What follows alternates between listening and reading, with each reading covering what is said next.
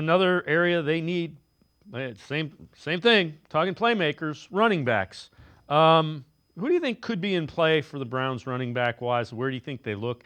I think it's a pretty significant need. I know there's some that are higher on Jerome Ford than I am. I think he's a nice change of pace. I don't think he's a guy you want to give the ball 20 times to in a game. Well, the thing I think here is, you have to understand, the Browns have always been, run under this analytic lens. That's the way they do things. The one thing where we never really got to see them truly use it was in the way they would view running backs through analytics. Why? They got here. They already had Nick Chubb. They extended Nick Chubb.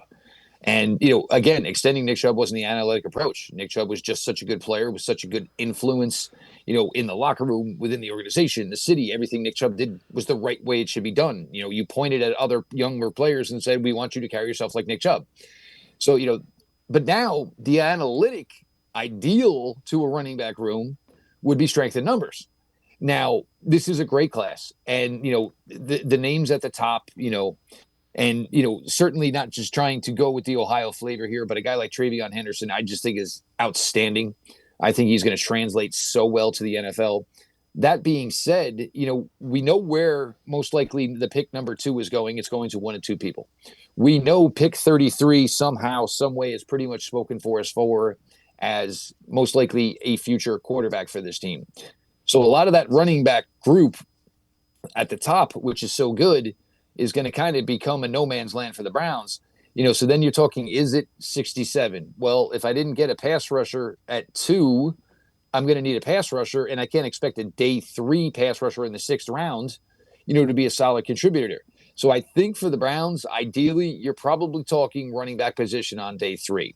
You hold pick 104 very early, obviously, on day 3. You get to basically close shop Friday night after the first 3 rounds. Get to, work your board. And the Browns can look at, where the running back position is. I think 104 is probably the sweet spot. I still think this is a group where they're probably going to take 2. And the thing is you can get 2 running backs on day 3. You're going to pay them both basically day 3 contracts.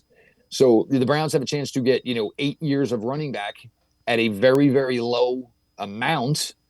And I think that's kind of more about the way a running back room would look, from an organization, who preaches and runs a lot of what they do through analytics.